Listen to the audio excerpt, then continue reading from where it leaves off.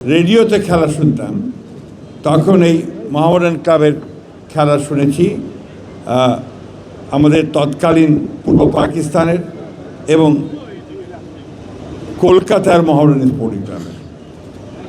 পরবর্তীকালে মোহামেডান ক্লাবের স্পোর্টিংয়ের সঙ্গে বিশেষ করে কলকাতার পরিচয় হয়েছে, এটা আবার একটু অন্যভাবে সাহিত্যের মধ্য দিয়ে।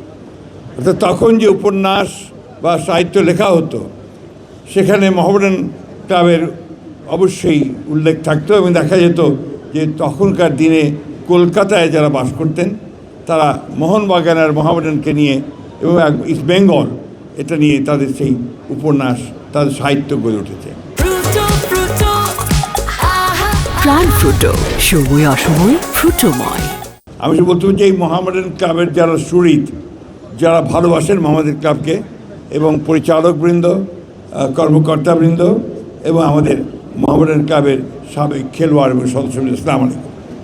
আজকে একটা জিনিস প্রমাণিত হয়েছে যে যারা খেলাধুলা করে তারা জনগণের কাছে প্রিয় মানুষ।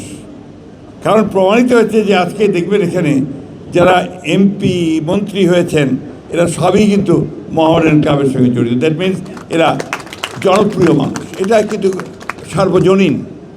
আজকে এই যে নিয়াজ বসে আছেন আমাদের সামনে, ওর বাবা ছিলেন আমাদের শিক্ষক। রকিবুল হাসান তো আছেই, আমাদের রৌফলের ছোট ভাই। হ্যাঁ, ছোটো না, রৌফলের ছোট ভাই তো। হ্যাঁ, তো রৌফল ছিল আমাদের এক ক্লাস জুনিয়র কন্টেম্পোরারি। বাট এটা একটা আলাদা জগৎ। এই জগতে যখন আসি তখন মনে হয় আই এম এট হোম, কারণ আমি নিজে মাঠে থাকতাম। অবশ্য আমি একেবারে মফস্বলের মানুষ, আপনাদের মতো এই ঢাকা মহানগরের মানুষ ছিলাম না। নান্নু সাহেবের খেলা দেখে খুব ভালো লাগতো, মনে হতো যে সত্যিকার অর্থেই নান্নু কেবল ভালো খেলছে। ক্রিকেটের সঙ্গে বেশি জড়িত ছিলাম, একসময় ক্রিকেট কন্ট্রোল বোর্ডের মেম্বারও ছিলাম। কথা বাড়াতে চাই না, আমি শুধু বলতে চাই যে আমরা আজকে অত্যন্ত সৌভাগ্যবান যে আজকে আমাদের প্রধানমন্ত্রী জনাব তারেক রহমান তিনি বাংলাদেশে নামার সঙ্গে সঙ্গেই একটা কথা বলেছিলেন লোকের আক্রমণের সামনে যে আই হ্যাভ এ প্ল্যান। এই প্ল্যানটি তিনি কার্যকর করা শুরু করেছেন। এবং গতকাল এখানে আমিনুল আছে, আমি আমিনুলকে অবশ্যই একটা ধন্যবাদ, কৃতজ্ঞতা জানাতে চাই যে সত্যিকার অর্থেই সে একটা খুব ভালো কাজ শুরু করেছে।